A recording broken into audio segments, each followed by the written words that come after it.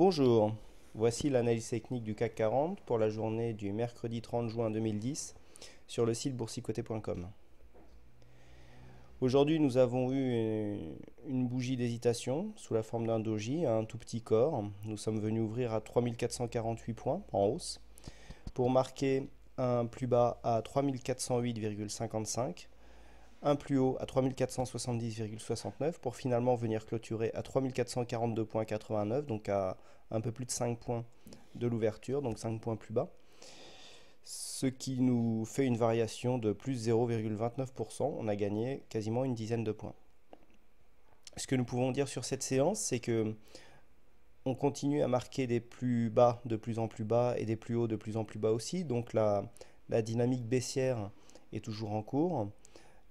Par contre, le corps ici, qui est relativement mince, donc qui constitue un quasi-doji, arrive sur une bougie où les volumes sont dans la moyenne, donc plutôt un poil en hausse d'ailleurs, un poil au-dessus de la moyenne.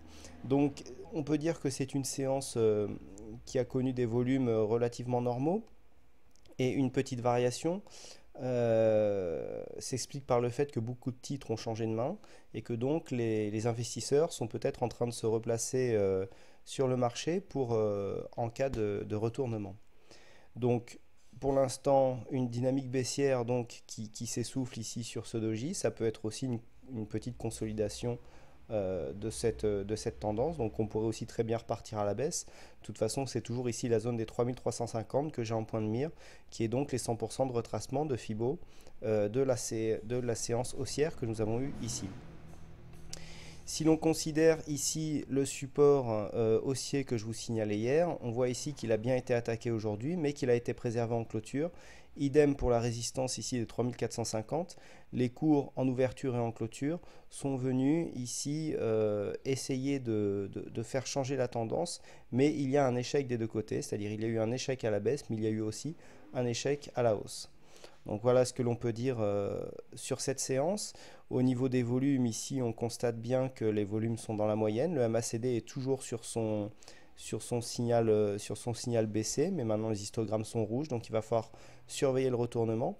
Quant au stochastique, il arrive dans sa zone de survente, donc c'est en fait un peu ce qui me fait dire que ce doji pourrait préfigurer ici pourrait être la première bougie d'une figure de retournement, bon à confirmer bien sûr sur les prochaines séances, hein, comme je vous avais dit ici sur la bougie verte. On attend une confirmation sur les prochaines séances pour voir si ce début de fléchissement peut se traduire en changement de tendance prochainement. Ce n'est pas encore sûr, il n'y a encore aucun signe tangible, mais ça peut être dans l'air du temps, on va dire. Voilà donc ce que l'on peut dire sur cette séance. Comme nous sommes en fin de mois, je vous propose de visualiser une vue mensuelle du CAC 40.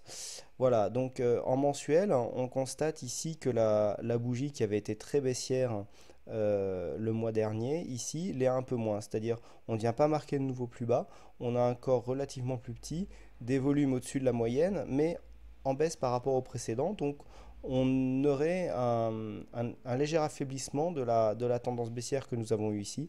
Aucun signe de reprise non plus, car nous sommes toujours ici au-dessus de la moyenne mobile exponentielle à 20 bougies.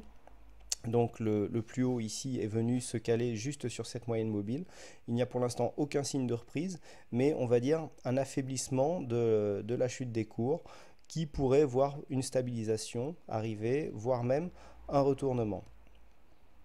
Donc si nous repassons en journalier, voilà. Voilà ce que l'on peut dire donc sur cette analyse technique. On continue à surveiller ici la zone des 3500 et les zones des 3350. Pour moi, la zone des 3350 est toujours un objectif court terme que l'on peut jouer à la baisse. Et la zone des 3500, 550 pourrait donner en cas de franchissement un signe de retournement qui pourrait nous emmener sur une tendance haussière court terme.